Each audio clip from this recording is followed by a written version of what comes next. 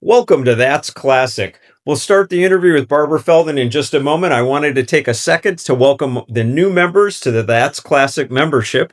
We have Philip Gletzer, Sexy 10, Lisa Hansel, Lee Hassinger, Oscar Crooks, Brad Hamilton, Dina Marie, Michael Francis, Ruthie, Janice Driver, Gail Reese, and of course, Ken. I just want to say thank you to all of you. Really appreciate you. Here we go with the interview. A great one. It's a terrific one, actually. I have somebody on that I've really been looking forward to talking with. Definitely one of my favorites. I'm going to throw that out there right away. She played the role of Agent 99 on Get Smart. She starred in Fitzwilly with Dick Van Dyke. She was on Laugh-In, The Dean Martin Show, and so many others. It's hard to put them all down. But I want to welcome Barbara Feldon. So welcome, Barbara. Thank you. So happy to be here. Thanks. Yeah, without a doubt. So right out of the gates, Don, I did a lot of research on you, and Don Adams, it seemed like he had a lot to do with the writing of Get Smart, like, different times, like stopping scenes, things like that. Was he involved in the script writing, or was he just doing it on the fly? No, what Don's sort of, it was a matter of timing. He would have a joke that would be given to him, a setup for a punchline, and we would be in the middle of doing the scene. He would stop and say, "This doesn't work. Let's go on to something else, and it'll come to me what it is." Hmm. and and we'll be doing something else, and then he'll say, "I've got it." And it was, I as I recall, it was almost always a matter of there were too many words in the setup, Hmm. because for a joke to land, it's like a piece of music. It can't have too many notes, Hmm. and so it had to go boom, boom, boom, land.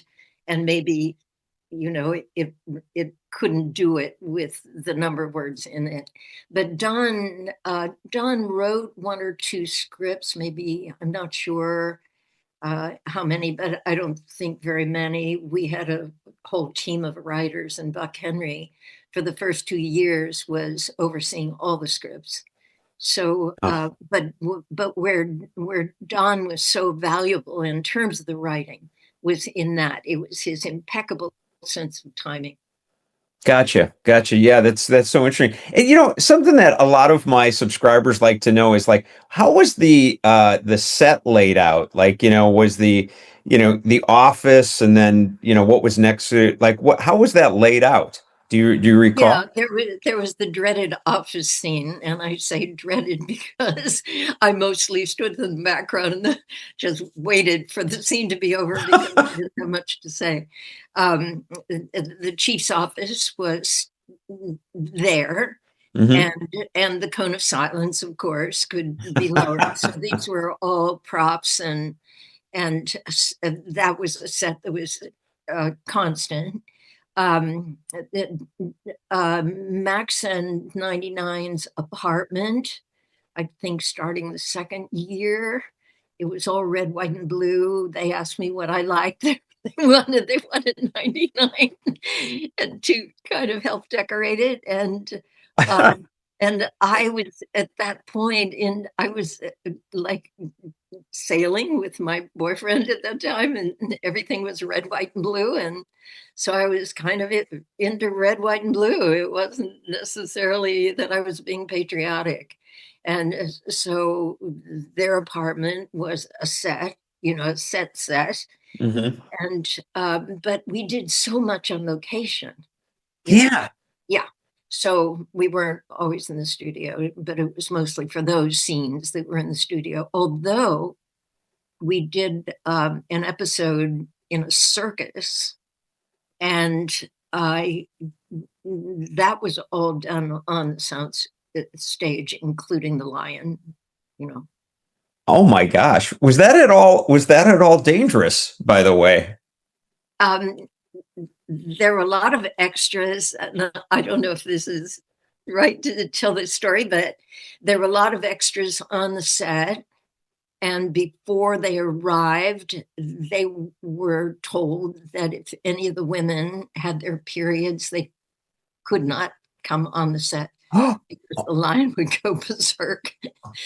And it did happen. The lion got really upset until they got it straightened out and the offending female left. Oh my gosh. That must have been something. Wow. Yeah. Go ahead and hit the subscribe button in the corner of the video and the notification bell so you can be notified when I release my next episode. Enjoy. It was, yeah, but I think, you know, if we were doing something in a hospital that was a set, they built a set for the thing called The Ship of Fools, which was a takeoff on a famous book at the time. Mm-hmm.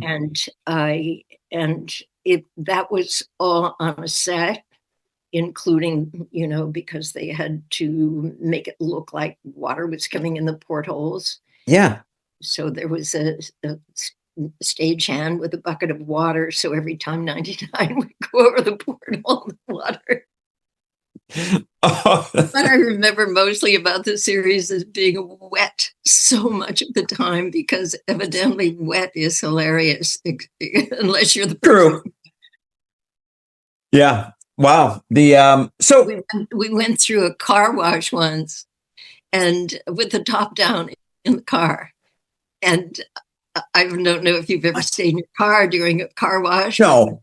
The hood up, and so everything, the sudsy water, we got it all, and my 4 pair of eyelashes were hanging from my eyelids when we got out. That is, by the way, I got to be honest with you, that would actually be a little scary, going through a car wash that is actually really shooting the jets and shooting the soap and everything, you know? Yeah, it was. I don't know what they did with that. I don't remember this part, but on a car wash, there are those mops that go flapping across. Totally. I don't remember being hit by a mop. So maybe they, you know, kind of contained those and just kept the water jets going. Man, wow. Okay. Yeah. As far as Don, I read, I kind of got a feeling like you knew him, but you didn't know him. Did you? What was your relationship like with him, really? I had 2 relationships with Don. Well, 3. The first one was with Max, Don as Max. Yeah. That chemistry was instant and, you know, just ideal and inexplicable. You know, it's when 2 actors get together and it just works. That was one. That when they said cut, you know, and the scene was over, the other relationship with Don was cordial, you know, friendly and respectful on both ends, but we really didn't have that much to say to each other. First of all, because we came from very different backgrounds, and secondly, because he was the focus of the show.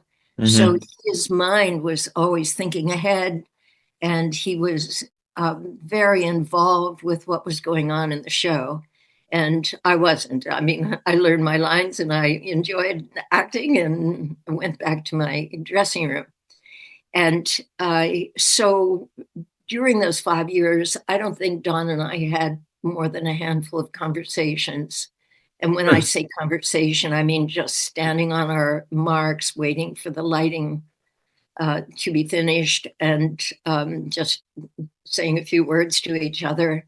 But mostly it was just a working relationship, you know. Mm-hmm. And so I never knew him, and I never got a sense that he knew me. And although there was a warmth between us, kind of in a very just collegial way. Mm-hmm. Then years went by, and when the show went off the air, I never saw him again. He didn't call or anything, or just say, you know, discuss it, because we didn't have that kind of relationship. Mm-hmm. And so 19 years later, ABC decided to do a TV movie of Oh, yeah. those. And the minute we saw each other, it was like long lost friends. It was Uh, like, oh my God, it's you. And it was as though, I've said this, that the seeds of that were planted during those 5 years, but they hadn't yet germinated. mm-hmm. And over those 19 years, I don't think either one of us expected to have the warm feelings for each other that we had. And Yeah. from then on until the end of his life, there was just such an affectionate. We didn't see each other often, but when we had to appear together, it was very sweet and much more intimate in terms of conversation. Mm. Uh, and like a family member. Hi, everyone. It's John. I just wanted everyone to know about my That's Classic membership. See the join button in the corner of the video? Just click that. For $3.99 a month, you get a members only live chat with me where we talk about classic television in depth. We talk about specific shows you might be interested in, suggestions. It is just a lot of fun. It's been a great collaboration with the members that are part of the program already. For that, you also get a shout out with your name on my next episode, and you get my episodes released to you early before the general public. So hit the join button, become a member. Let's go back to the video. Yeah. Yeah, that's pretty neat. That's really neat. When he would talk to you on the set, by the way, because obviously you're doing the setup and you're about to go, and then he says something to you. Would it throw you off a little bit? Like, wait, you're talking to me? You know? No, no. I mean, he helped me with double takes. He'd say, look there, beat, look there, beat, and then quickly look back again, to do a double take. And we would practice that sometimes. Or he liked for 99 to do an in the camera take. He had Max doing that too, where Yeah. you kind of look directly in the camera. Yeah. And but no, the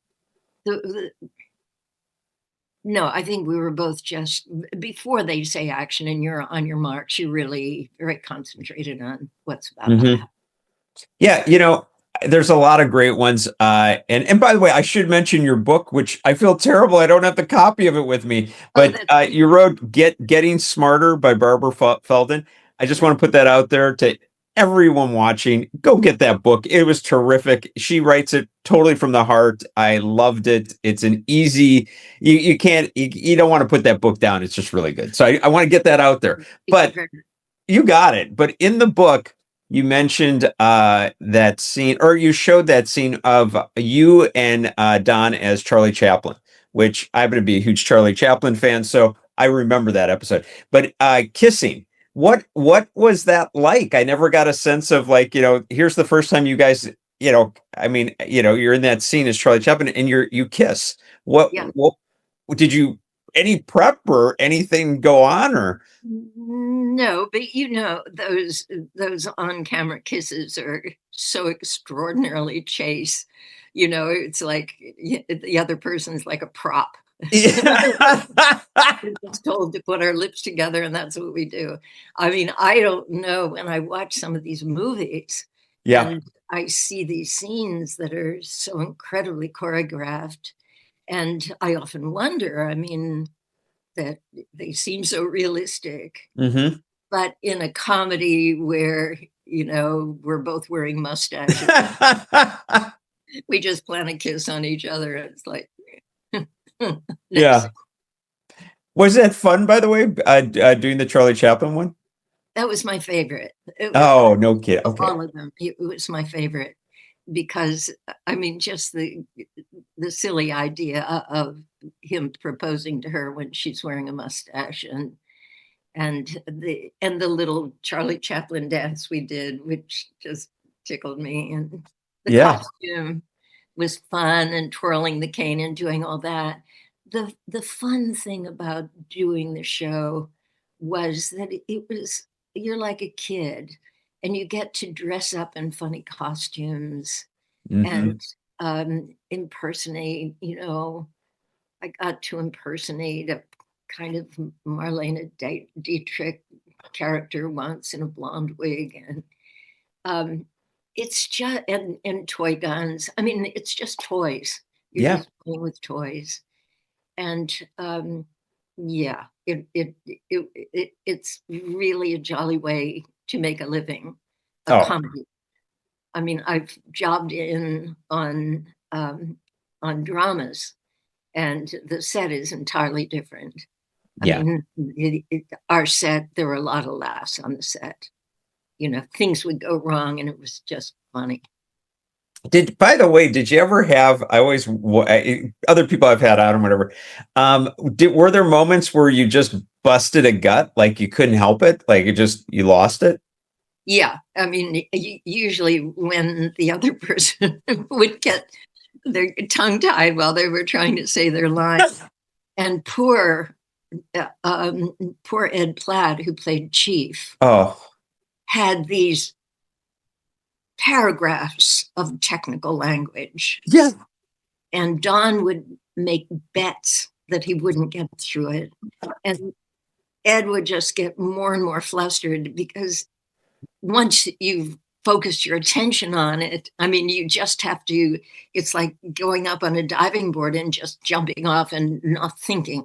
Yeah. But once you start thinking about what's ahead that you've got to say, it yeah, You're done. you're Yeah. done. Yeah. Yeah. Yeah, I hear. By the way, what was your relationship like with Ed Platt? He had that voice. You couldn't, I mean, he's just so distinct. He was that, oh my God. We were so respectful of him because he was such a great singer. Oh, He had an operatic voice. I don't know if he ever did opera, but he certainly could have. wow. And he, the characters, when you're working with people and they're playing a character, it's make believe. But on the other hand, there is a little carryover, I think, of the gravitas of Chief, Mm-hmm. and the respect we had for him as characters. Yeah. And yeah, the only time I worked with Chief was in the office where I was mostly mute. Yeah. Yeah. Yeah. Well, what was he like? What was he like when the cameras weren't rolling, by the way, Ed Platt? He was very quiet. He was so grateful to be in the series. You know, I never got to know him. I don't Mhm. think anyone got to know him. He was very, um, I don't know, I've never had to think about this. Um, as I say, I rarely saw him Yeah. unless I was doing the scene, in the office. Mm-hmm. And, but he was very gentle, and we were aware of some of the roles he had done, and felt very impressed that, to be acting with him. Mm-hmm. Um, yeah, he was very private. Very nice. Very nice. By the way, we mentioned early the cone of silence. I swear I cannot even look at a photo of that without busting a gut. It is just such a funny, time. And I noticed one little like blurb or whatever. You're like, I was so glad just to be under the cone of silence. Like it was like a thrill just to do that. What was that like the first time they like introduced the cone of like? Were you like what? Because it literally Yeah, just lowers down to here. no, it was Buck Henry and Mel Brooks have great comedic minds, and it was such a charming idea. How I do have to say, for 99, that for the whole 5 years, 99 never had the privilege of getting under the cone of silence. It was strictly a guy thing. This was Yeah. not, the girl wasn't going to get in this. But when we did the movie for ABC, they put the silence over Max and 99's bed. So he was going to tell her something secret in bed, and they had to pull the cone of silence down. They were screaming at each other. But that was my first. I felt quite honored to be finally invited under the cone of Yeah. silence. Yeah. Oh, too funny. By the way, I did notice in everything that I read, even in your book, and I that Mel Brooks, there isn't a whole lot of mention of Mel Brooks. Was he around No, much? no, he and Buck created the show. Mhm. He was there for the pilot. I mean, during the pilot, he didn't. For the shooting of the pilot, Yeah. because I remember meeting him. And then I don't remember seeing him again for probably years. I think he wrote over the course of the show, and he could correct me on this. Sure. I think he wrote 3 of them, Hmm. and he directed 1 or 2. Hmm. But other than that, he was, doing movies and Yeah. wonderful things. And Buck stayed with the show for 2 years, and then he went off, and then he was doing films and that kind of thing too. Did Buck direct as well? No, Buck just, I mean, there was so much writing to do, Mm-hmm. and he was on top of every single script every week. So, and then that was for 2 years, and then after that, he did a series or 2 after that, and then he wrote the script for The Graduate Yeah. and Catch 22, and I mean, Yeah. he had a huge career. Yeah, he did. Yeah. Yeah, without a doubt. We adored him. Yeah. Yeah, And it sounds like he was a good guy, just a good yeah, person. we'd have adored Mel too, but he was off being super famous. Exactly. When Mel did direct, by the way, was it do you recall like what kind of a director he was?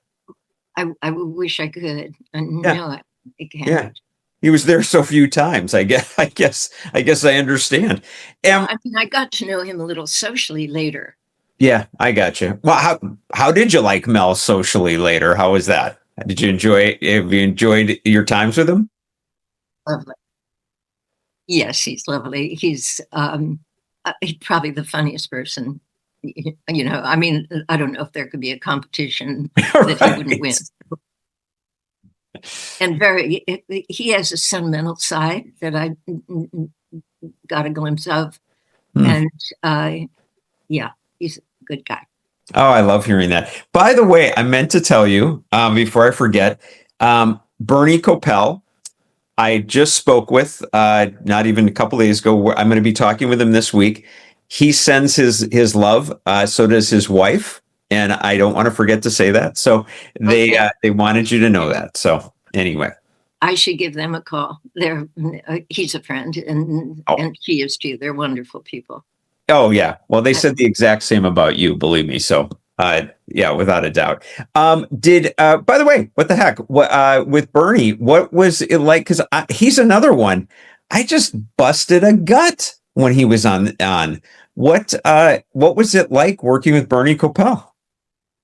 Bernie days, well, Siegfried days, were such a treat for everyone. It was like this was going to be a good day because Bernie was there. And you asked if the crew broke up and if we broke up from time to time. Anytime Bernie was performing, we did, because he was so funny. He's such a brilliant character actor. Oh. And he's, as you know, just this lovely person and not anything like Siegfried. And that was just a great opportunity for Bernie to show what he could do. And we just loved when he was on the set. Oh, that's funny. Yeah, I agree with you. I think he's one of the most underrated actors. If you go back and you look at his career, because it really goes back, and the man can do anything. He's just really good, just that easy. Yeah. That's pretty cool. That's really cool. So what was it like? You went from you were in East Side West Side with George C. Scott, and which I'd love it if you would tell that story, by the way, about how that even came about with Colleen Dewhurst. Oh, right. Yeah, and then you go, and then in essence, you're starring in your own show, with Don. Do you mind first telling about how you met Colleen, and then how that came about with George C. Scott, and led to that? When I graduated from Carnegie Tech, it's now Carnegie Mellon Drama School. Mm-hmm. There was a summer before I came to New York. Well, no, there were a few weeks before I came to New York because I did summer stock here that year. But I was cast to play a small part in The Tender Trap, which was a comedy that had been on Broadway, and it was one. a summer stock thing, very light comedy. Colleen at the time was not a star yet. She was on her way, and within a year or two, she was a major star. Mm-hmm. But she was playing the lead role in it, and she, for some reason, took me under her wing. I was just 22 years old. Oh. And in fact, she gave me my first and last martini because I had never had a drink. And it was a hot summer night after the show. And I just drank it like lemonade. And I was so afraid I was going to get sick. I was mortified. I don't know how I drove home. Oh. But anyway, when I came to New York, Colleen was very kind to me, and she introduced me to George, and had me over for dinner. I was totally in awe of George, of course. The greatest. Yeah. Oh my gosh. I mean, just a huge, huge personality. And but I was totally intimidated by him. I never would have approached him myself. It was Colleen I felt safe with because she was like my mom. Right. So my agent at the time, I was working for Revlon, doing commercials for Revlon. And my agent called and said, there's this one line in a show that George Scott is doing called East Side, West Side, and they're shooting out in Queens. Just grab a cab and go out. It's a discotheque. Just do the line. And I said, no, I was really happy doing commercials, and I really was not missing acting. And he said, what are you doing today? And I said, nothing. And he said, get in the cab and go out and do this. Yeah. Okay, so I did it. George was on the set. I didn't approach him, of course. It's like in the shadows. And then Colleen came to visit him on the set that day. And she spotted me and she said, what are you doing here? And I told her, and she said, well, come into George's dressing room. And so I did. And George said, oh, would you be interested in playing my girlfriend next week on the show? Oh, come on. And I said, would I be interested? And so I did. He was so kind. He was so wonderful. And Talent Associates, the company that produced Get Smart, produced that show. Gosh. So they used me in one more show. It was a comedy called Mr. Broadway, and I was just a guest. And I played an industrial spy, kind of sexy, kind of, yeah, in the Sassoon haircut, in a jumpsuit. And so I did that. And then when they got the script for Get Smart, they said, that's the character. Oh, and my they gosh. just gave me the role, and I didn't audition or anything. Oh, that is, I mean, I love stories like that because think about it. You're there, you get that phone call. If you just at the last second say, no, really, I can't, and you hang up the phone, we go in a whole different direction of your life. Absolutely. Absolutely. I mean, who do I give credit to for this? Right. Even before that, the fact that I was doing commercials for Revlon depended on another model who took me under her wing and had me shed 20 pounds of weight and taught me how to do makeup. And it, it's just one, you never know when you give a little helping hand, Mm-hmm. where it might lead in a direction changing someone's life. But Yeah. shall I say, Colleen changed my life because she found me on the set and took me in to see George, or was it George? Mm-hmm. No. And the fortuitousness of Buck and Mel writing that script right at that time, Mm.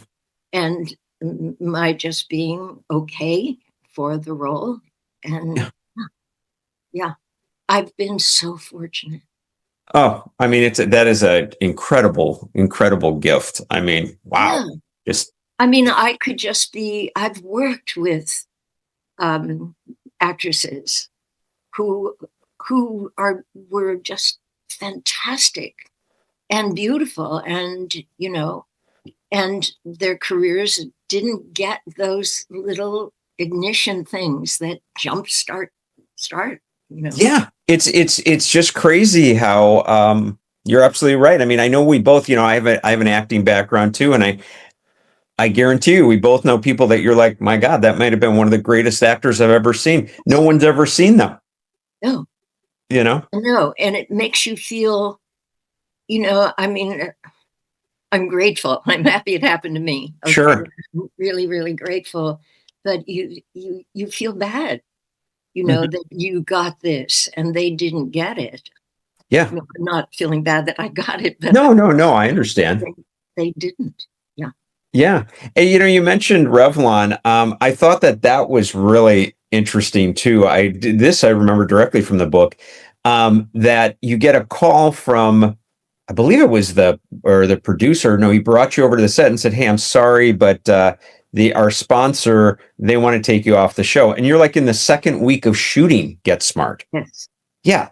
What happened there? I mean, I know it ended well. Obviously, we all know you were on Get Smart. But what happened that ad that was on, was that just it was so popular that they thought that everyone would only see you as the Revlon girl? Yeah, no, the ad that I did that people saw the most was for Top Brass hairdressing, where I was rolling around on a tiger skin rug, telling men to use this hairdressing and calling them tigers and stuff. But um, the things we do. I know. And but they used me occasionally for other promotions. And one of the promotions Revlon used me for and they only played it for 6 weeks. And this was 6 months before Get Smart went on the air. Yeah. It was for a deodorant. I think it was a roll-on deodorant or a stick deodorant. Uh-huh. And okay, so our sponsor for Get Smart, and in those days, you only had like one sponsor. They Mhm. sponsored the whole show. Our sponsor made tons of different products, but one of the products they made was soap. And one of their soaps had a deodorant in it. Wow. And the head of the company said, but she did a commercial for deodorant. And our soap has a deodorant in it. And people are going to think that Agent 99 doesn't use our soap, but uses a different deodorant, Oh, or I crazy. don't know what the thinking was. Yeah. He got stuck in that, and he was determined that I was off the show. And this went on for a couple of weeks, and they told me that the next day they even had me call him. I remember, and we didn't have cell phones then, and there was this phone booth in the parking lot Huh. outside the soundstage. and they gave me some quarters to put in the phone. You've got to be kidding me. And the number, his number, this is a big CEO of one of the biggest companies in the United States. And I said, I'm the wrong person to do this because I'm totally intimidated by power. And I can barely, stand up to any authority whatsoever. And they said, it's just, let's just roll the dice and see if this is our last thing. And so I called and they put me through to him. And I said, I'm Barbara Feldon. And he said, I know who you are. And I said, I just wanted to appeal to you, to let this go. I mean, Revlon had interceded. Revlon signed a paper saying they would never use that commercial again. And they only used it a few times many months before. What more do you want than that? That's incredible. And I mentioned that. And then he just said, too bad, baby, and hung up. Oh. Wow. And so I thought the next day when I went to work, that was the end. And then nothing happened. Nobody came to take me off the set. And that was the end of it. And then when the series actually went on the air, we were just making a bunch of. Yeah, true. When on the air, he invited me to his office so we could get our picture taken together. Sorry, this is so weird. It's nice. I mean, I was really willing. I bet. I was happy to get a selfie with him. And there weren't selfies in those days, but right. Yeah. And we were, reconciled. And I had no bad feelings. And he was happy the way it worked out, and I was happy the way it worked out. And so, I never became friends with him, but if he had wanted to have dinner, I definitely would have.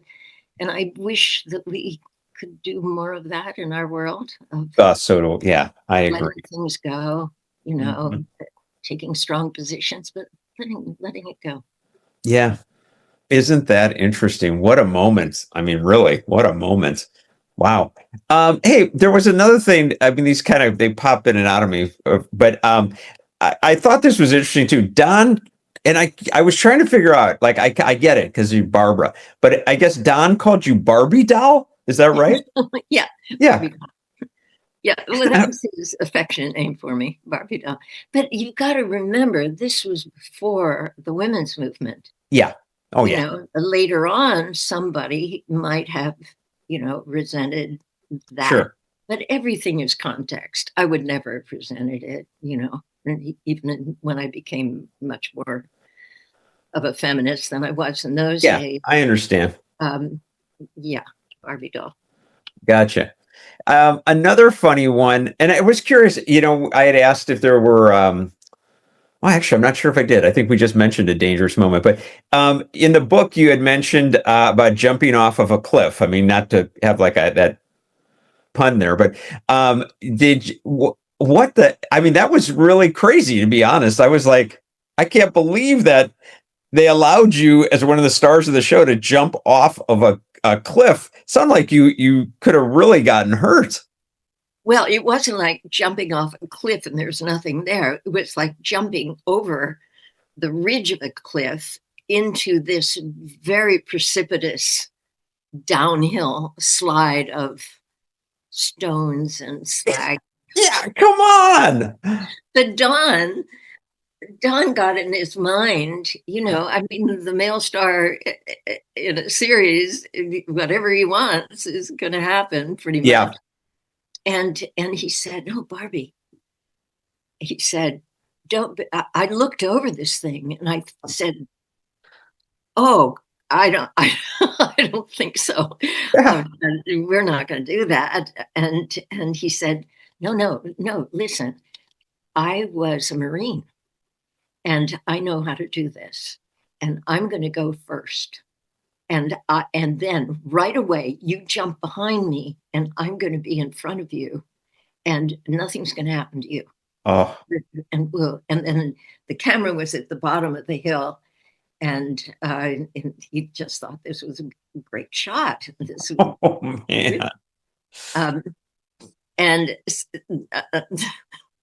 I was reluctant, but we were going to do it. And so they said action, and Don jumped over the side, and I jumped over the side, and I sped past him like a race car. I mean, Oh, wow. I left him in the dust. Right. I ended up at the bottom of the hill before he did, all scratched. Oh, you are so lucky though. My gosh. Could have really gotten, just No, I don't totally think we could scraped have up. gotten really hurt, but I mean, there were no horrible sharp rocks or anything. I mean, it was like going on a sled down a steep slope without the sled. Without the sled. Yeah, exactly. Wow. Well, I guess that was one take. I'm sure they didn't do that That's one again. thing. Yeah, Yes, exactly. no, they wouldn't have had 99 in the next shot for Oh sure. my gosh. Another thing, by the way, between the two of you, the fact that you were taller than he was, and because obviously, from what I understand, you didn't meet him until that very first shot of the pilot. Thank Um, goodness. yeah, Thank and goodness, because he had no idea. exactly. That's what I was wondering, because when you talk about especially at that time, and a male star of a show. I mean, we've heard lots of stories through the years. Alan Ladd was that way. I know that he wasn't the tallest guy, and they'd always bring the actress down short. But then I'm thinking, oh my gosh, here you are. Are you five? Is it 5'9"? I was 5'9". I'm shorter than I used to be. Yeah, I gotcha. But so you're 5'9" at that point, and he's I don't know what Don's height was, but I know you were taller. Were you was there a little moment there between the two of you? Were you like, oh no, is this going to be an Not issue? me. I mean, I didn't care. Yeah. I was fine. I was just, and they had me in boots with a little heel. Then they learned from then on there was no little heel. Right. Right. But Don told a very funny story. He said that he hadn't met me beforehand, but that they did let him see a shot of me with the guy who was the star of Mr. Broadway, and I'll think of his name, but he was 6'4". Oh, wow. And so he said, I saw a shot of her doing a scene with him. And then she was sitting down, and then she stood up, and she was as tall as he was. And so he had some little inkling that I was not going to be, petite. Right. And so we got around it. I twisted my ankle under and poked my hip out and slouched. I slouched a lot and worked in my stocking feet, or I would, if we were working in sand, say we were on a desert, supposedly, we'd dig a hole for me to stand in. We got through. It's really funny. Just for fun, I went back and I looked at a bunch of different stills of the two of you. And I actually can see you, like, now that we know each other, I can see you, like, he's standing, let's say he's like this, and you're kind of like, I don't know. It's like you angle your body a little bit more. It was funny. I'm as slouched as I could get. Yeah. I mean, you make it look good. It looks more like, kind of like, I don't know, like you're planning it. But now that I know, I really spot it. I'm like, oh, is that funny? Do you think that's still true with guys, that it matters a whole lot whether the woman is? I would love to say that we've advanced, that it does not. And my guess is that in some cases that is the case, because there are still plenty of major actors out there that are not, the tallest. They're like, 5'6", 5'7", whatever. But my guess is that some of that still prevails. I think we'd be kidding ourselves if we didn't think that. Yeah. Yeah. Yeah. Yeah. Oh yeah.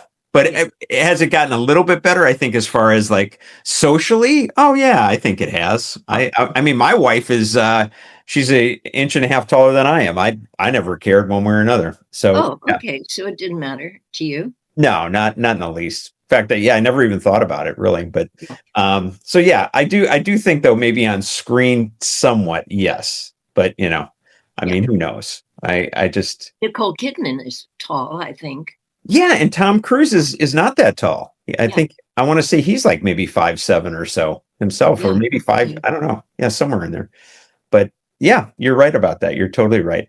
Couple of things. You mentioned going back to Pittsburgh on a promotional tour.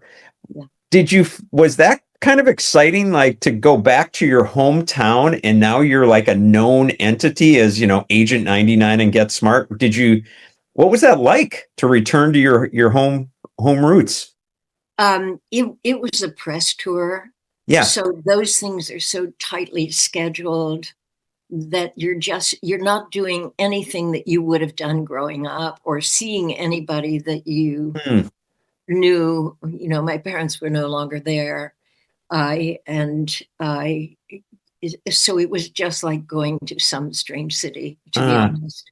yeah, Yeah. I got you. By the way, were they your parents proud of you getting this? Oh, sure. Yeah. Yeah. That was a pretty big deal? It's complicated. It's complicated. There were years when I was out of touch with my parents. Oh, okay. They happened to be those years. Later, we were reconciled, absolutely. But those years, I had no, to be honest, I'm Oh, trying to Barbara, answer the question, but yeah, that's okay. I appreciate you being honest yes, about of it. course, they were. And, I regret that that I couldn't, be visiting them and having their friends, be like, oh my God, she's Agent Yeah. 99, that kind of thing. But I think it was better that way. It was good. We ended up, again, utterly reconciled. Sort of the theme in my life is reconciliation. Yeah. But during those years, no, I didn't really. A little different. Yeah. I no, that's fair. By the way, just as a side note, something I've been very impressed with in getting to know you is, you know, there's a lot of glamour that has come with your image, let's say, Revlon or even Agent 99, whatever. But as a person, you come across very grounded to me, very, I don't know, almost for some people it's like it was just a job. I don't necessarily feel that with you. I feel like you are very thankful, very appreciative to be in the entertainment industry, but it's not Barbara Feldon. It's like it's just a part of me. And then you're just a real, normal, grounded person. Where do you think that comes from? I had a lot of therapy. I had therapy all during those years. Mm-hmm. And the therapist I had was very, very wise. He was, and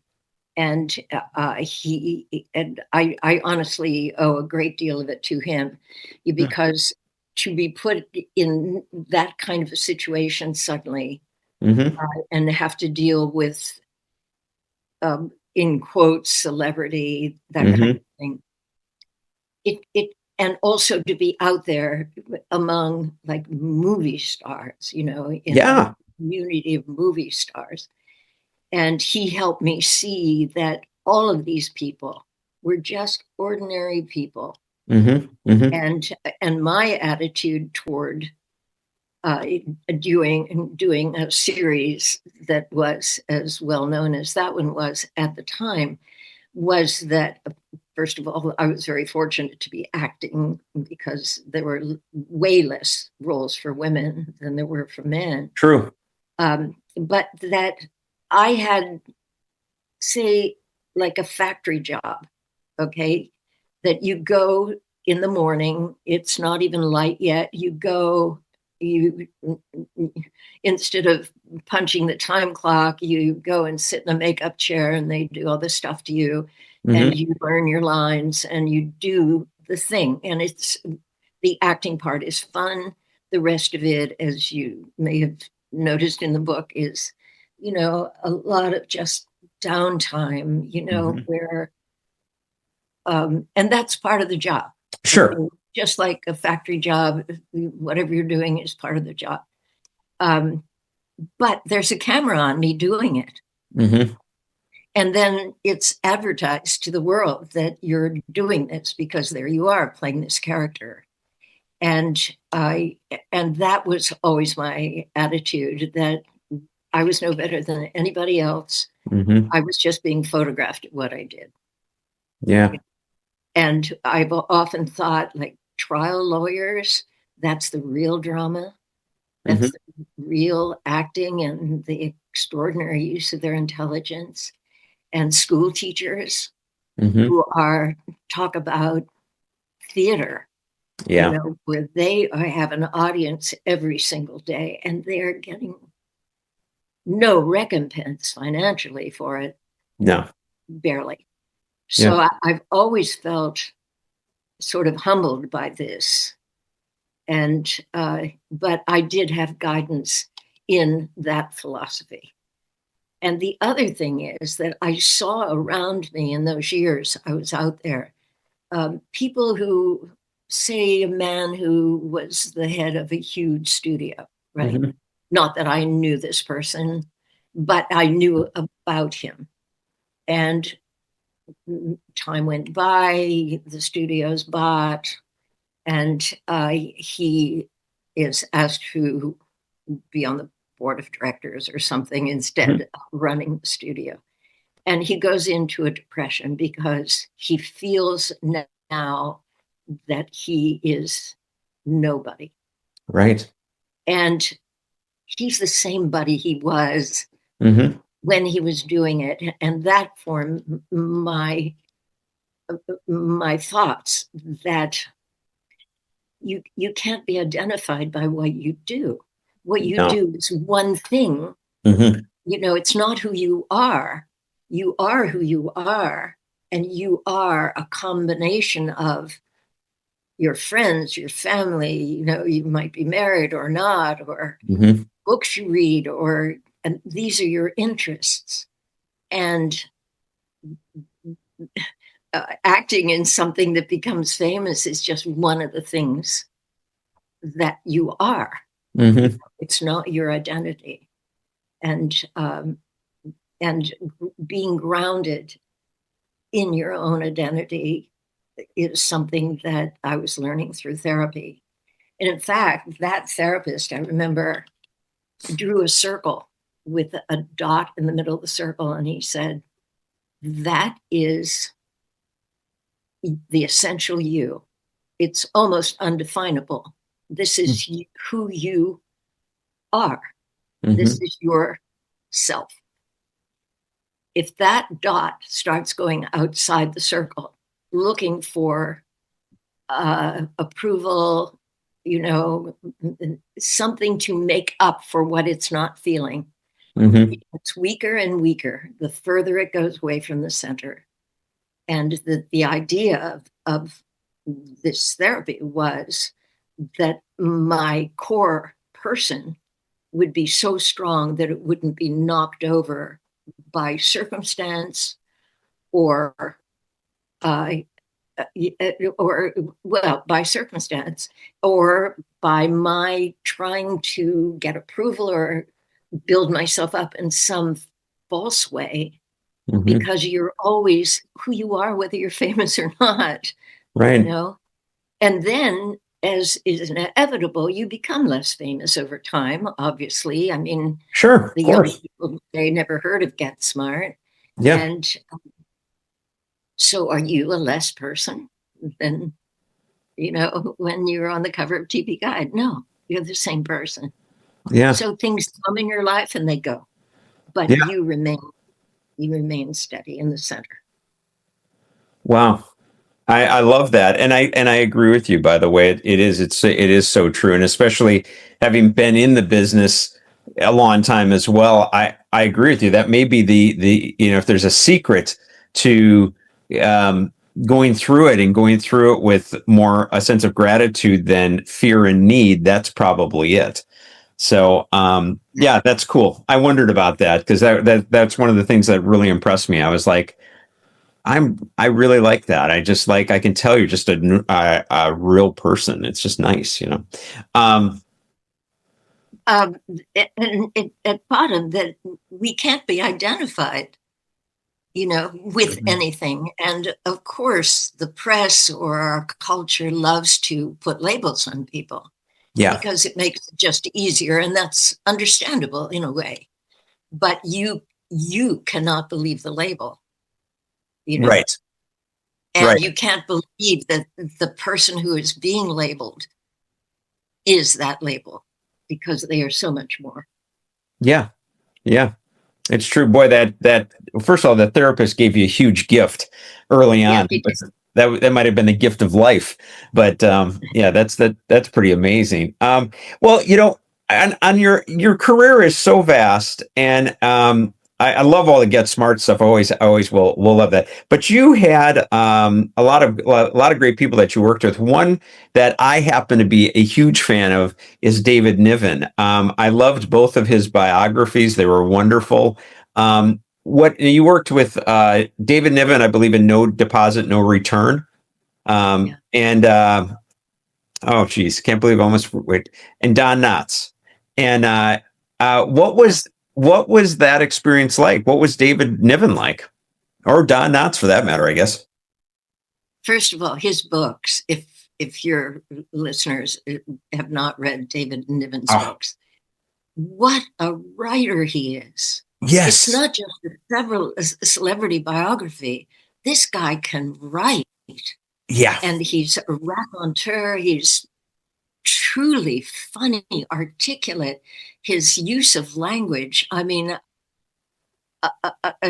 anyone who's tried writing it would have to be impressed with this. Yes, I agree with So you.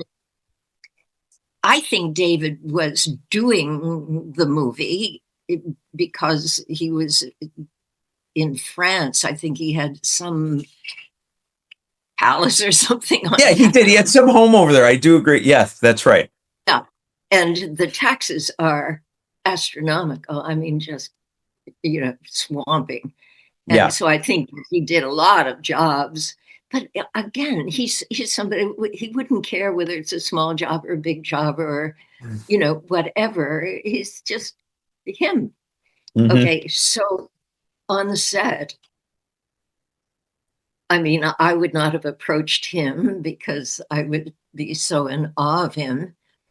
But he was totally regular. I mean, he would just stand next to you and say, he would just tell you stories, like his books are just these stories of people he's encountered. And one Wow. day we were sitting waiting for the lighting or something, and you feel absolutely at home with him because he has no airs whatsoever. I mean, he Oh, knows who he is, and he's not. He doesn't embellish the fact that he's a star. That's just one thing he does. And he said, "Did I ever tell you the story when Winnie and I said, okay, just stop there. I don't need any more of the story because he meant Winston Churchill." yeah. I know. I was just gonna say you're not gonna. Oh my Oh my gosh. God. Yeah. Winston Churchill. Wow. He Wow. was, honestly, he was a rare flower. I mean, he was just of actors, you Yeah. know, that he was just this incredible mind and gift for telling stories. Oh, that's so amazing. And even when he started out, what he didn't just boom, he was a star. I mean, he really, worked his way into Hollywood and really got it going. I mean, uh, yeah, He really was a force, really amazing. I remember reading Robert Wagner wrote a couple of great books, by the way, and he tells a story about David Niven. But one of the things that he mentioned was that when David Niven died, he was so well respected that even the I believe it was the Plaza Hotel, the yeah, the valets and the doormen and everybody, they all pitched in and they sent over to France. I believe, as you were saying, they sent over to France or wherever they had the memorial a huge thing of flowers that they had all pitched in for to say their thanks to him on what a great guy he was. I mean, come on. Oh my God. And you can imagine that when he stayed there, he got to know all of them. Yeah. He was charming everybody. I mean, the word charm, it was just in neon, 50 feet high. That's how much charm he had. Oh my gosh. That's just amazing. By the way, did you get to know Don Knotts at all on this? I didn't get to know Don.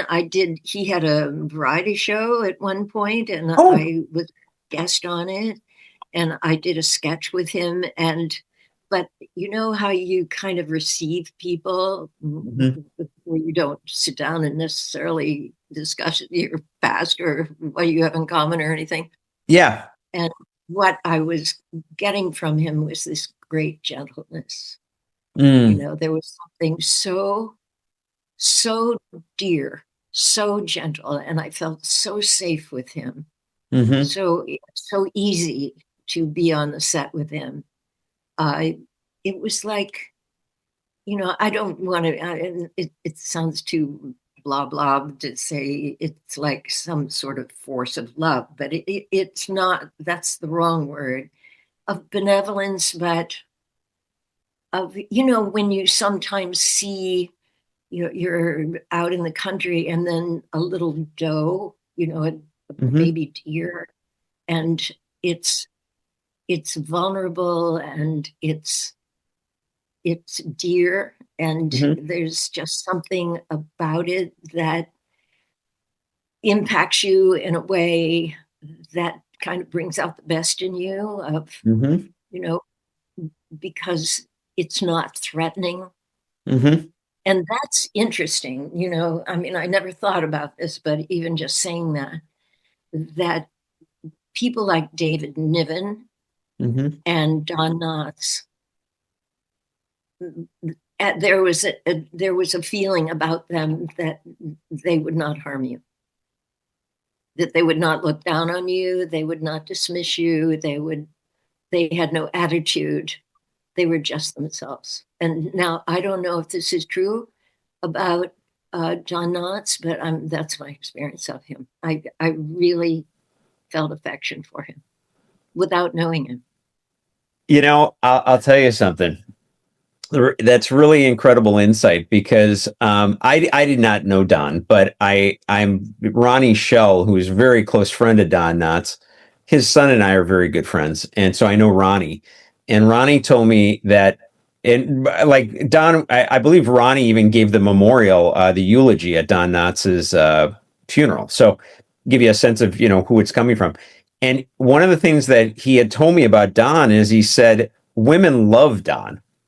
He said that. Mm-hmm. He said it was crazy, but it was, you think of Don Knotts and they think of, Barney Fife and and all that kind of stuff. And but he said in real life, he said it not that he was and I'm not I want to be real clear. It's not that he was a womanizer. It was just that women they loved him. And he said it was just crazy. He said women just loved Don. And when you say that, I'm like, I there it is, right there. Yeah, you feel safe with him. Yeah. And maybe it was something maternal that you feel, that you feel a vulnerability that he was able to expose, and that it brings out something gentle in women. I don't know. Mhm. Yeah, it's wonderful. It's really, really wonderful. You worked with so many, like what I would call just icons. You worked with Rock Hudson. I know. Was that? By the way, was that through Macmillan and Wife? Is that how you ended up working with Rock? Yeah, Yeah, I had met him a few times socially in large gatherings and had a few conversations with him. Yeah, but working with him was the biggest exposure that I had to him. He's another gentle soul. I mean, he was, you just love him and you don't know him, I Yeah. mean, who's going to really be intimates with Rock Hudson, Right. when you're a television person and he's this huge star. But again, there's nothing threatening about him, and there's no posing. Mm. He's just. I remember a conversation that we had once, and he was telling me about his rose garden. Huh. And he was just how wonderful this rose garden was. And he was really, very hands-on with his rose garden, and there was a simplicity about him, and and I mean that in the best sense of Mhm. just not a lot of complicated things going on. I mean, he just seemed comfortable with himself, and I, I think from things that I've heard other people who were like women stars who worked Mhm. with him, they adored him. Yeah. Yeah, I can understand it. My little bit of exposure to him Hmm. was just 100% a rose garden. Wow. Wow. The one that I'll tell you, the one story that I really remember, and I think this was from your book. I hope I'm getting it right. I look at so many things that sometimes I can't remember where it's coming from. But I just it's an experience that I thought I would totally feel like, for one of my biggest stars to have this opportunity. But you mentioned about you're growing up in Pittsburgh, you're going to the movie theater, you see Van Johnson, and all this time later, you're with Van Johnson. Not only that, I believe you're dancing with Van Johnson. And I'm like, what was that like?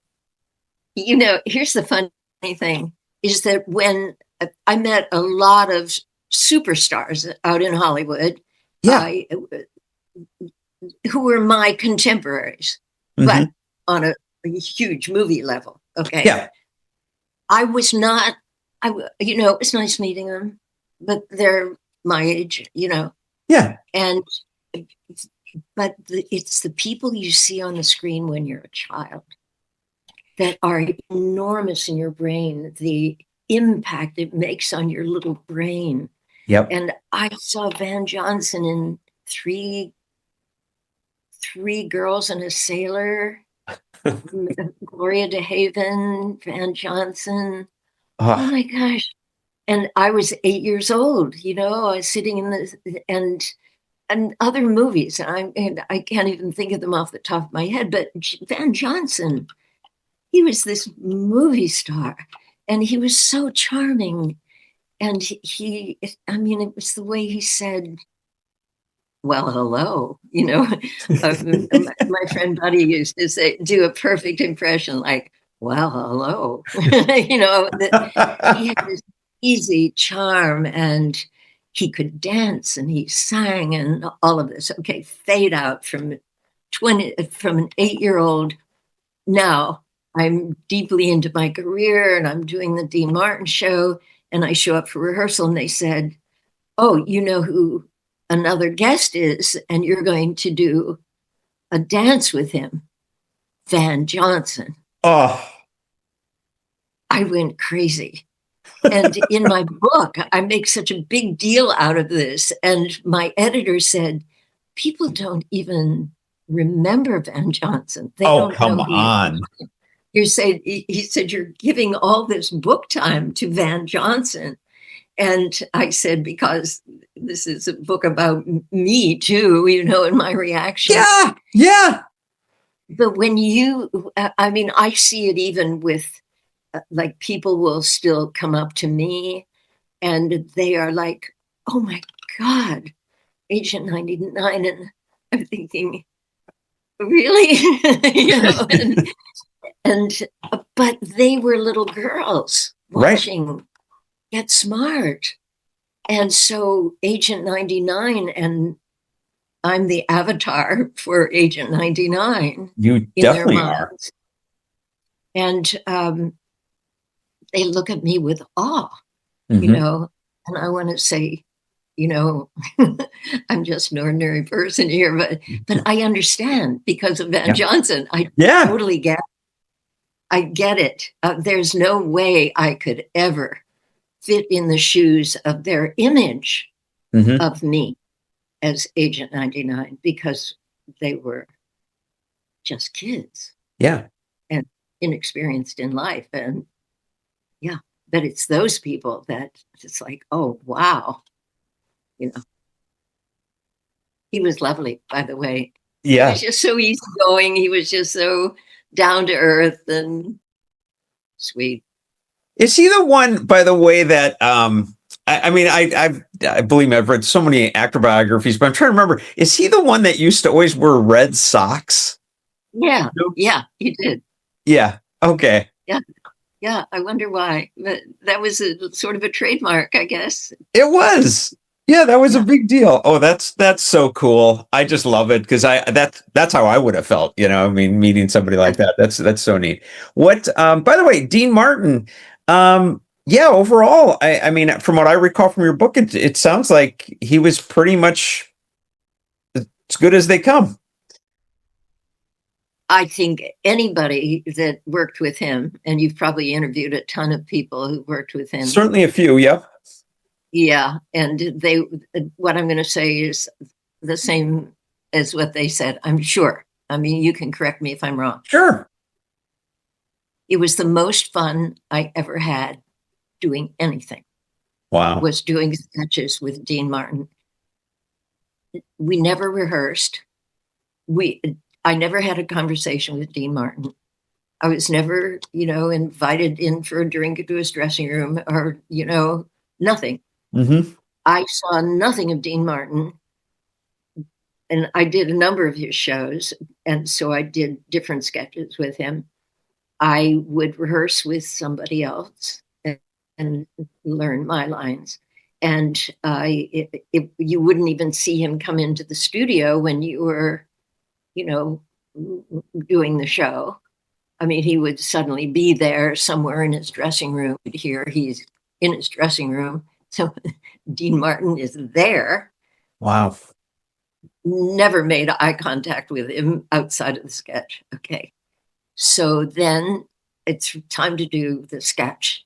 And Greg Garrison, who is this amazing producer of Dean's shows, who was, I don't want to just use general words. I mean, he was this little bullet of a guy, Mm-hmm. and a heart as big as the world. And he was so in control of everything on that set.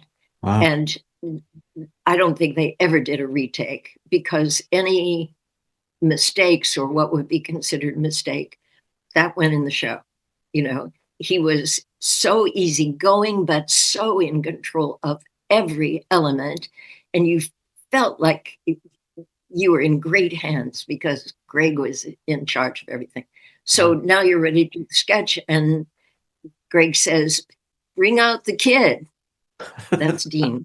And so you're on set waiting with, with everything memorized, and out comes Dean. You don't even shake hands. You don't do anything. There's one of my favorite sketches was on a park bench. So I'm already sitting on the park bench, and he comes in and sits down to me next to me, and he's going to read his lines off the teleprompter. And my job is to get a reaction out of Dean, Yeah. to break him up, to make him laugh, to do anything, which is such a gift to an actor. Yeah. Because it's active, as you know, as an actor, it's an action to do. Mm-hmm. And this is what you're to do. And so you're not afraid of forgetting your lines or anything because you're just intent on like hooking Dean Martin and reeling him in. Yeah, yeah, exactly. And pretty soon he's laughing and you're doing your thing and he's saying his lines as though they're a surprise to him. And maybe they are. I was going to say, maybe they are. Yeah, yeah. And I thought I would love to do this for the rest of my life, just do sketch comedy with Dean Martin, but with anybody really. But and then in a year, all of the shows went off the air, right? All of the variety shows. Change. Isn't that amazing? It is amazing. They were everywhere. Yeah. Yeah. Yeah. I wish they were still around. Yes. Oh my God. Today it would be lovely to relax into just these great performers that, performances.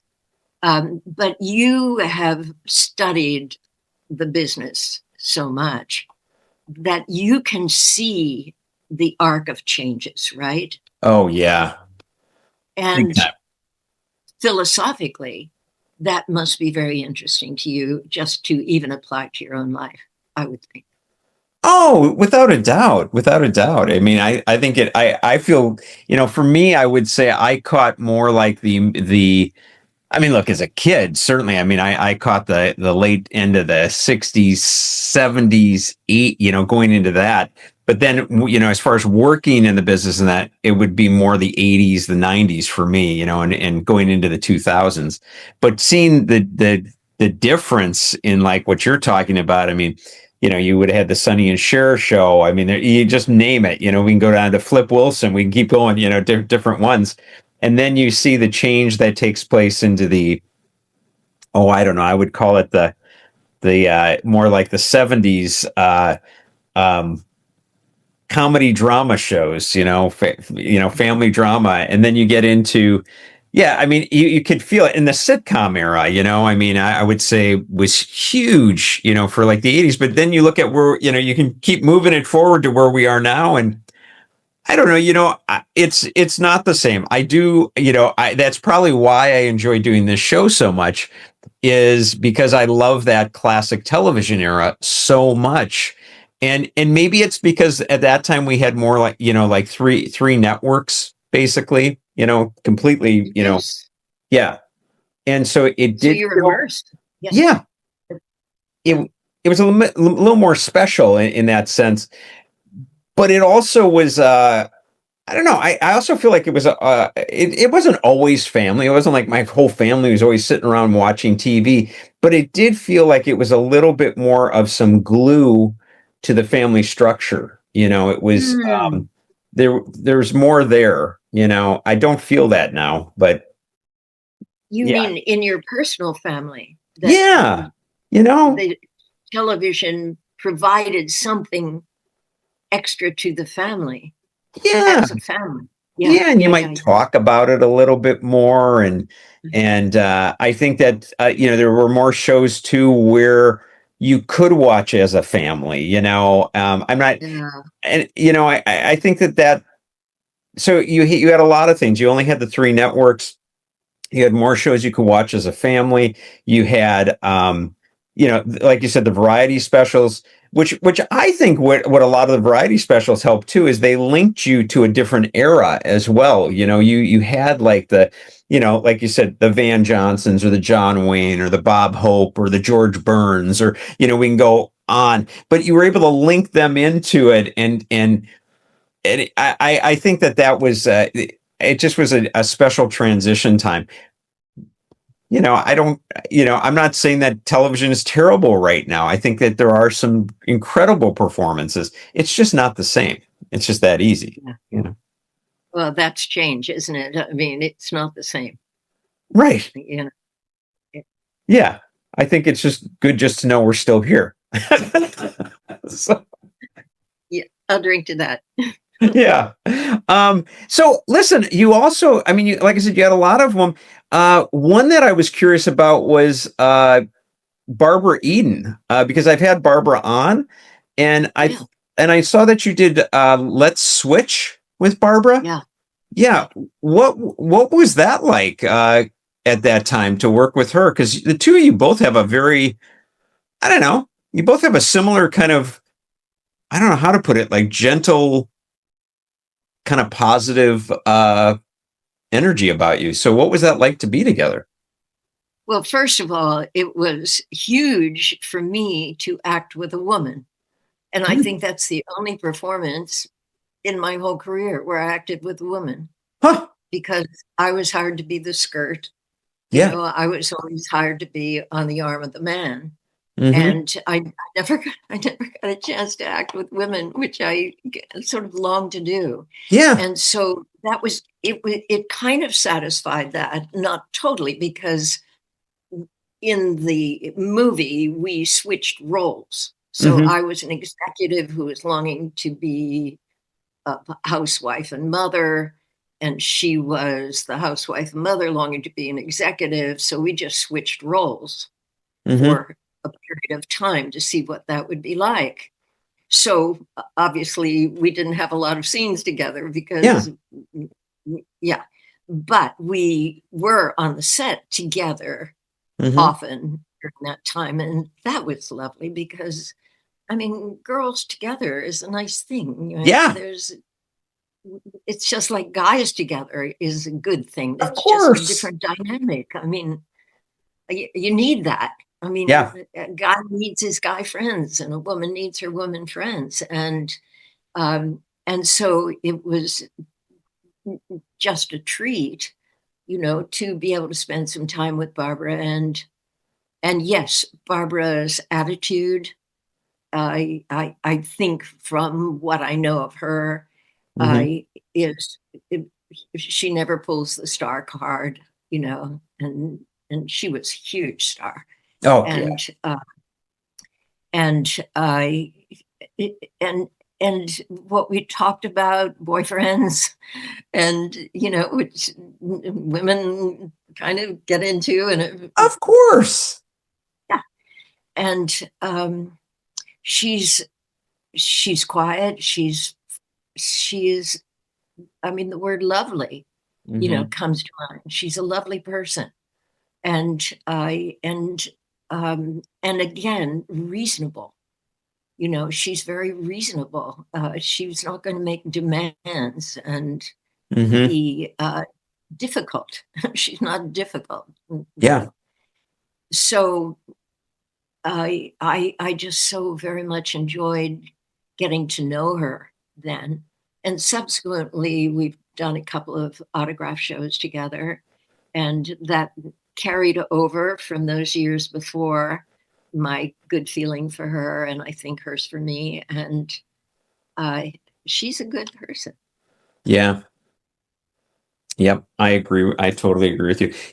It's funny. There's another show that you're very identifiable with for me, and I don't even know how many episodes you did of it, but it was Laughing. Um, Yeah. yeah, I literally, it's kind of like I certainly obviously Agent 99 is the one that pops in right away, but very close to that is Laughing. What was your association with Laughing? Because you just fit right in. um, George Slaughter came on the set one day and said, and we were about to have a hiatus from Get Smart, between shootings, Yeah. for a couple of months. And he said, I'd never met George. Have you interviewed George? I've interviewed George, and I've actually gone to George's office and sat with George and just talked. Just Yeah. talked. What an like amazing guy. That's all I want to say. Yeah. What a character, and what an Oh, original. And his mind is engineered in a very, I want to say, kooky way. I mean, it's very political, it's very savvy, yes. and very, it's like somebody got an engine and took it apart and put it together a little differently, so that the vehicle kind of not goes where you think it's going to go, Hmm. and George tells the story. He said, when I told Barbara about what the show is going to be, they were just about to produce it. He said she just stared at me, just like she didn't, and it was really true. I had no idea what he was talking about. I know. And to follow a thread in a conversation with George, first of all, it's not like premise and development and conclusion. It's George. It's just letting George off the leash, basically. Yeah. And I said, sure, why not? Yeah. And half the time I didn't know what I was doing on the show. I just did it. Mm-hmm.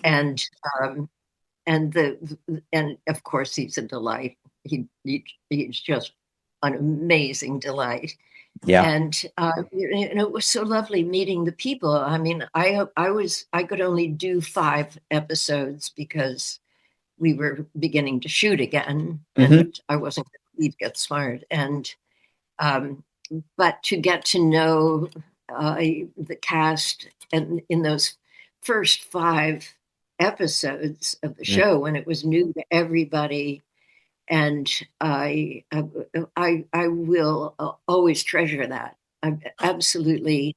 But again, it's the people, right? Yep. It's the people you meet along the way, and they were all just terrific. And it was fun, and it was fun to just do crazy stuff, because they're little bits. They're just little like thimbles full of nuclear or something. Yes. Well, that's that's probably why I just associate you so strongly. Is those first 5? I mean, they were all really funny, but those first 5 were really, as you said, it was like something that had never happened before, and I don't even know if it has actually since then. But to be in the first 5, it must have just been wild to be in those episodes.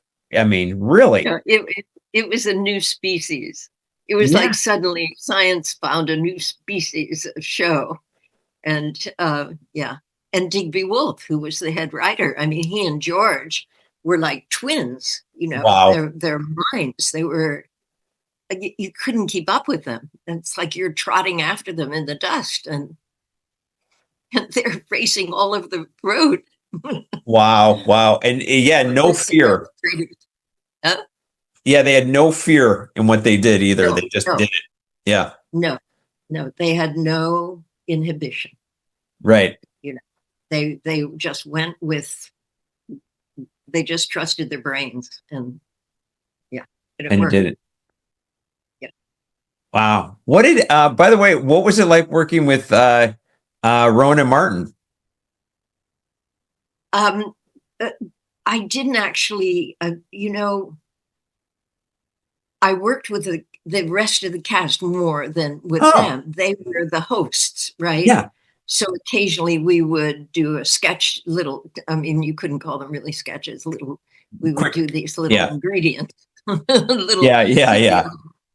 Okay. And they were both very nice. I spent more time with the cast because we had dance numbers and, stuff that we were rehearsing more. And that's when you get to know people, not when you're actually shooting. Yeah. So, but seemed like really good guys. Who did out of the cast actually? Who do you recall best that you enjoyed the time with? I think Goldie. Bert, the man I was living with at the time, and for a long time. I mean, it's not married actually, but we were together for very many years. We became friends with her and her first husband, Gus, I think. And she was just this kid. Yeah. But the thing about Goldie and Ruth Buzzy, of course, was just a lovely person, very, very smart and kind. But I spent more time with Goldie because I knew her a little better socially. Not that we saw that much of each other. And then we totally lost track when she became a movie star. But the thing about Goldie was that she seemed so grounded, Mm-hmm. and she seemed, uh, uh, it was the way she was in life. I mean, she had a big heart, Mm-hmm. and it was clear. And yeah, I always regretted losing that we lost track of that sort of beginning friendship. But things take you in different directions. They do. Yeah. If I ever get the chance to interview her, I'll tell her you need to reach out to Barbara and say hi. Yeah. If I ever get that shot. Yeah, Yeah. yeah. Where have you been? Exactly. I'll tell you a funny story about her. As I told you, Ronnie Shell is a friend, and one of the things that one of the stories he had told me is that because he did a show called I think it was called Good Morning. It was Good Morning World. It was a sitcom, and Goldie was in the sitcom with him. This was like one of her first things, and she would show up and she wouldn't rehearse. She wouldn't know like her lines, and he pulled her to the side and he said, "Hey, listen. If you're going to make it in this business, you've got to, really learn your lines and you got to rehearse. You got to get to know this." And he said, and he goes, and she never did. And he goes, and then like a year or two later, she wins the Academy Award for Cactus Flower. And he's like, I don't know if I know what I'm talking about, you know? So, so Yeah, that, I think she was just very spontaneous. yeah, yeah. You know. Yeah, that was her gift. Yeah, that's just amazing. Wow. I'm just trying to think. Oh, moving a little bit more forward. Larry Hagman, by the way, you did getting away. Is it getting away from it all or getting away? Oh yeah. Oh my gosh. Yes. It Yeah. was a terrible script, and it wasn't even written when we were doing it. They were just giving us pages daily, Oh, and yet it was the most fun TV movie I ever did because of oh. Larry. Did you interview him? I didn't because he passed away before I had a chance. But I've interviewed Patrick Duffy, and I've also interviewed Linda Gray. Who were both very close with him on Dallas, and they both said he was the life of the whole thing. I mean, he just had Absolutely. a good Every day time. was a party. Yeah. It was just it was a party. That was it. And and he was just fun and funny. Yeah. Now, I don't know what it was like on I Dream of Jeannie, but I mean, Barbara, I'm sure, can talk better to that. Yeah, I she think she talked about him. She talked about him a bit too. I think it was a little bit early on. Not that she talked bad about him, by the way, but I think he yeah, was once he got rolling. I think he really enjoyed the his time. Let's put it that way. Yeah, yeah, yeah, yeah. yeah. Yeah. Yes, absolutely irreverent, which is funny. Oh yeah. Oh yeah. No doubt about it. Yeah. They said I will say though, they also said total pro though. He got out there, the camera started rolling, he was in. But boy, he enjoyed his time off though too. You know. I guess so. Yeah. Well, he had a really dramatic lifestyle. I mean, they had this fabulous house on the beach, and his wife, Maya, Yeah, I believe that's right. Yeah. uh, she was an artist. And what I remember about it, they had a hot tub in the living room that had these windows looking out onto. I mean, it was a jacuzzi, I guess, kind of Yeah. thing. And they had stained glass windows. It was like really high ceiling, all wood inside. And she designed this stained glass window, and it had flowers in the stained glass that actually projected out into the room. Wow. And I mean, everything they did was art directed. It was like everything. They would give people these monk's robes to put on. I mean, it had costumes and Wow. yeah, if they got in the jacuzzi, and then they could put this monk's robe on, so forth. But and it was fun. I mean, it was play, and I think he had a great sense of play. I Hmm. think he probably had a dark side too, Oh, you sure. know. Yeah, and uh, yeah. I mean, I sat next to him on a plane ride when we were going up to St. Louis Obispo or something where we shot Yeah. a lot of that terrible movie, and sitting next to him, and he was packing a gun, and Oh, he said he always had a gun, he carried a gun. And I thought, and I asked him, I said, yeah. why? He was from Texas. I mean, he grew up carrying a gun, True. and yeah, and there are people who are, that's just part of their accoutrement, and that was part of his. Yeah. Yeah. I believe it. I believe it.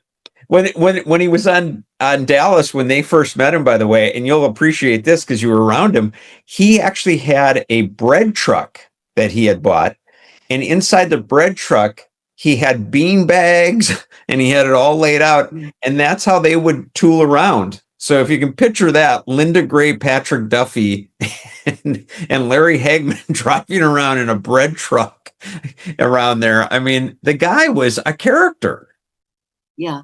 Well, Maya designed the inside of it. He had, I didn't know it was a bread truck. I thought it was just like a moving van or something. Oh yeah, And they it described it as a bread already, truck, but yeah. yeah, well, maybe it probably was then, but it was a big, big truck. And the walls were hung with rugs, and there were these huge, cushy pillows, all Ah, beautifully designed on them. Uh, and there was a lot of champagne, which was that's what they unfortunate. said. Yeah, but I didn't imbibe, but it was available, and but that was all part of it too. They Maya and he were just beautifully mated, I think. And they created this setting they lived in, and the truck was part of it, and uh, and they invented their own lifestyle, and it suited them, and it was original, and and very artistic, actually. Oh my gosh, it sounds like it, especially with her. Yeah, that sounds amazing. Yes, Yeah, yeah, who wouldn't like that? she was really amazing. Yeah. Wow. Hey, another just and I don't want to keep you too long. If it's too much, you tell me. But the man from Uncle, I feel like if I don't mention that, people are going to say, "How could you talk to her and never mention the man from Uncle?" And which I always get, by the way, even though we talk about a million things, somebody will say, "Why didn't you say?" But the man from Uncle, obvious. I mean, I was a fan. I obviously when you think of David McCallum and Robert Vaughn. What was that like for you to work on that, especially obviously with here we go again with a spy show. What was that like? It was probably the third thing I did on television. Hmm. So I was, I mean, Man from Uncle was the biggest show I mean, it was the most spectacular show on the air at that time. Yeah, And I had done George's show and um, Mr. Broadway. And I think Man from Uncle was the next thing I did. sounds right from what I remember your resume. Yep. Yeah. And so I was very inexperienced at doing television shows. I mean, I studied to be a stage actor, but um, it was, I was very nervous. I remember I was nervous. I but a few years ago, I saw that episode, and you would never have known it. I mean, I was nervous only the first shot. Is most actors are nervous the first shot. Yeah. It was fun, but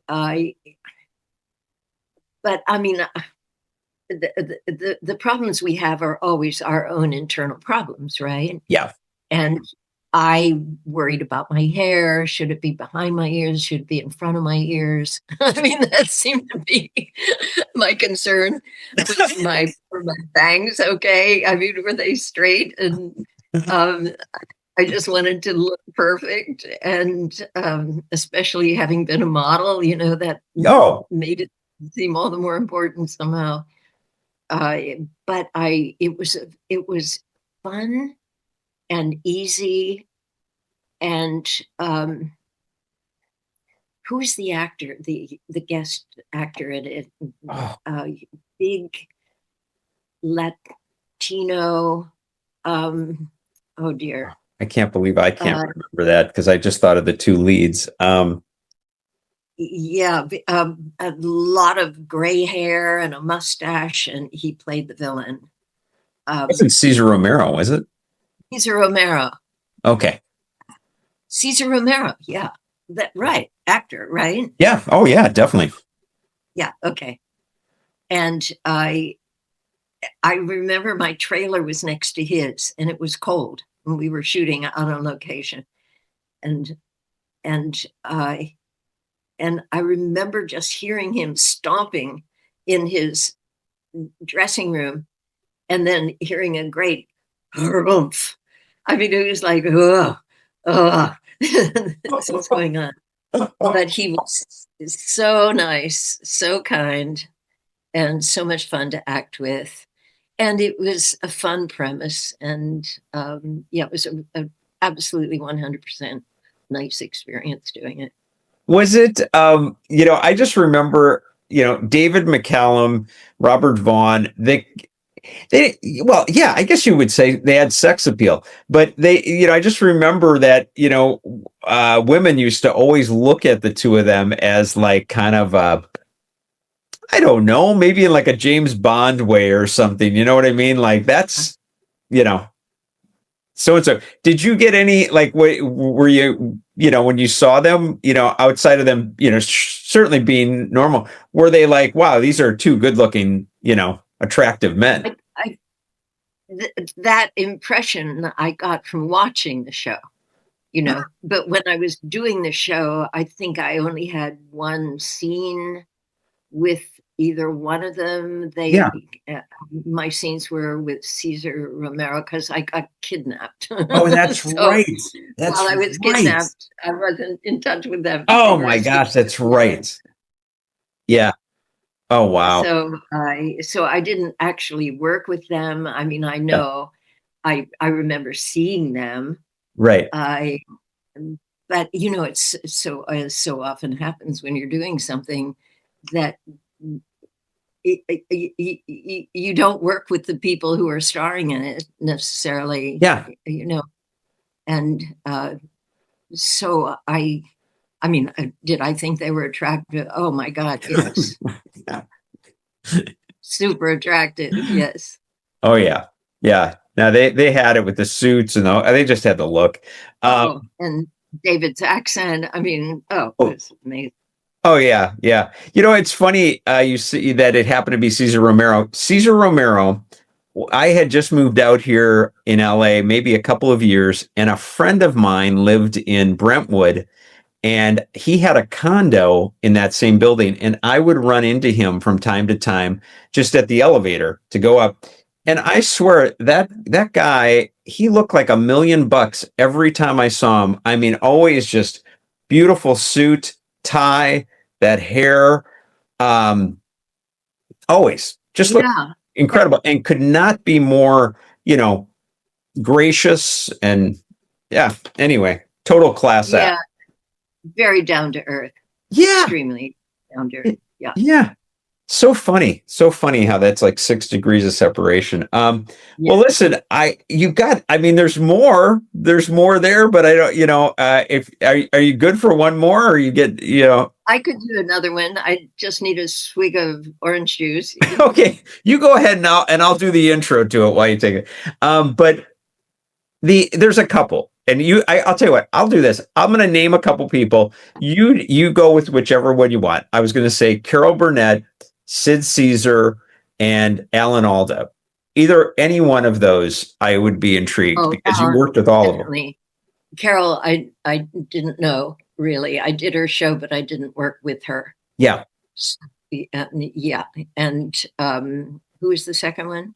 Sid Caesar and Alan Alda. Oh, Sid Caesar. I did a special with him, and but I think Alan, I got to know, Oh, wow. So okay. Um, Alan Alda has his special place, among people who became celebrated for what they do. I did a TV movie with him. He played my husband, and I got to know Alan and his wife at that time, and then became friends with them for a few years after that. Hmm. I can't take Alan, um, his performances and acting and so forth. He's such a brilliant actor. Um, Out of the context of his life and what he's done with his life, his children, Hmm. and his wife. They were all one package. Alan did not prioritize his career, as far as I could see, over other, maybe even more important things, and definitely more important to him, Hmm. his kids and his wife and their life together.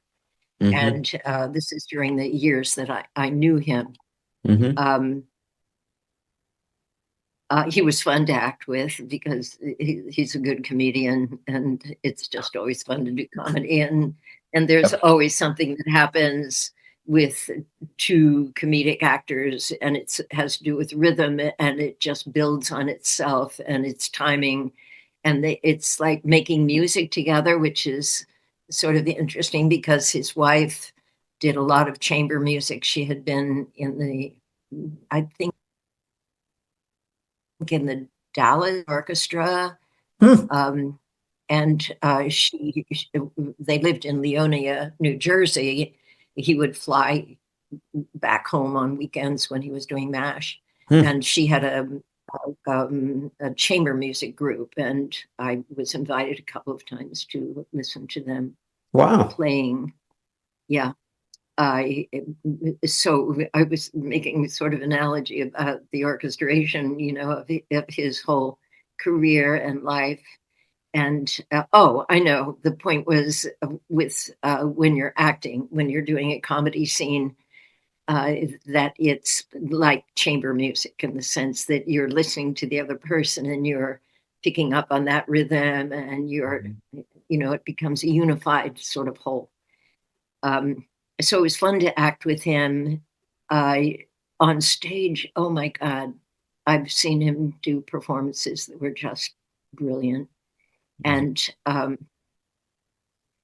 he's an intellectual and a thoughtful person, philosophical and funny, you know, very witty, funny, and kind.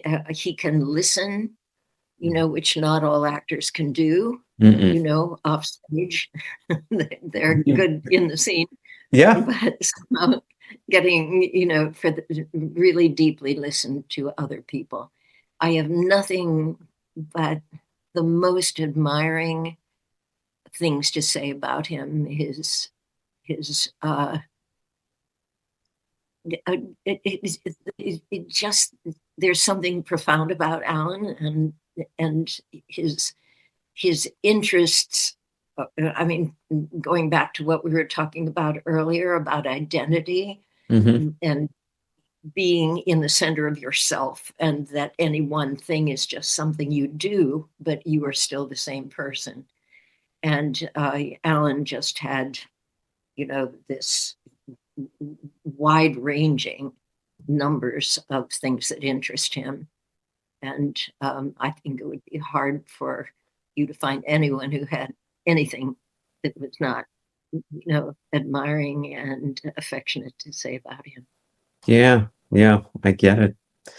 I guess to close, I've got one question for you, and I was thinking about this earlier, and honestly, we got talking. So, but Agent 99, what part of Agent 99 do you feel you brought Barbara Feldon into Agent 99?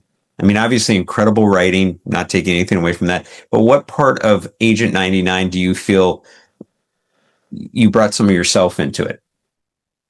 Probably her attitude. I think Agent 99 bridged the 1950s when I grew up, right? Mm-hmm. And all of the attitudes of the 1950s that women had vis-a-vis men, and what was expected of women, and what women's roles were vis-a-vis men. Mm-hmm. And those attitudes, I think, were expressed in her deference to Max, even though it's written in the script, how she lets him take the lead or take the praise. She is very careful of his ego. She is the woman behind the guy. That's the 1950s part. And it's partly written in, but it's partly my attitude and the ease with which I could handle Max, which I, as 99, could handle Max. It was built into me because of how I was, acculturated, if there's such a word. Okay. Mm-hmm. The women's movement was about to start, and it did start in the 1960s. Already Simone de Beauvoir's book had come out in, I think, the late 50s, and Betty Friedan's book came out, I'm not sure what year, but it was after, I think, Get Smart went on the air, which was going to change everything. I mean, or no, not change everything, but it was going to make a big change. Big change. In attitude, between women and men. And my earlier performances, the first 2 or 3 years of Get Smart, by the fourth and fifth year, I had grown more confident, personally. And also there was a greater freedom for women to take a few little risks with the guy, and and I think that was reflected both in the writing, but also in the ease with which I could do that performing it. So 99 was like partly 1950s, and then growing more and more into what was going to happen in the late 60s. Gotcha. So that's what I brought to it. But also I was much less sure of myself as a person in those early years. And so I watched some of those shows, and I find her much more childlike than she was in the later shows, where she sort of takes control of her, where she just has more moxie. She's more sure of herself, not worried about repercussions and that kind of thing. And that reflects my own development too. That's interesting. Really interesting. Do you still catch an episode on occasion? No. Don did. I think Don watched it a lot, for the rest of his life. I think he watched it, but no, that was then, now it's today, Uh-huh. What's up today? It's kind of funny in a way, though. I would picture Don just because of who Don was watching it more, you know what I mean, than Oh yourself, yeah, because it would said. So that's funny. yeah, yeah. No, but occasionally it, for some reason, will come up, or I see on my computer that you can click on it or something, and I'll click on it. And I'm surprised and so pleased at how funny it is. Oh, It's so funny, you know. it And is. I and 99, she looks so pulled together, her look. Yeah. And I remember how I suffered in dailies thinking, oh my God, my career's over. I look awful. Oh my God, my chin looks weird. And that, oh, it's my bad side. I have a good side, a bad side. And I'm looking and thinking, what what was I thinking? I know. Oh, how Oh funny. well, But by the way, it, how old were you when you started it? I was 32, I think, yeah, I think I was The 32. first time. Okay. Okay. Yeah. Interesting. I was Uh, 37 when it was over. okay. I got you. Wow. 19. Yeah. Wow. Wow. Well, I want to just put it out there to everybody again. Getting Smarter by Barbara Feldon. It is excellent. I loved every minute of it. Whether you're a Get Smart fan or not, there is far more in there than that. We didn't even go into it, Barbara and I, but she talks heavily about her experience of growing up. Plus, your first husband. I want to get the name right because I'm terrible at that. Lucien. Lucien. Lucien. Lucien. Okay. Lucien, who we did not talk about in here, and that's just because of time and everything like that. But if you want to read about that, read Barbara's book to see that because there's a whole section in there that is just fascinating. I'm going to do one little plug here with that. Lucien, in essence, was a make believe spy, and you go Yeah. on to play a make believe spy, which is really wild. And I thought when I was with Lucien that I was being followed. And in those days, still we wear trench coats, right? The Yeah, sure. trench coat that I wore when I thought the KGB in real life was trailing me, and I was trying to elude them by going in one door in a hotel and out the back door and things like that, because Lucien had convinced me that that they were after me and after him, and it was this huge adventure. But that trench coat I actually wore on Get Smart playing a make-believe spy. I mean, it's just such an irony life gave me. But that was the greatest adventure of my life. Lucien was not really crazy, although I'm saying that sort of tentatively.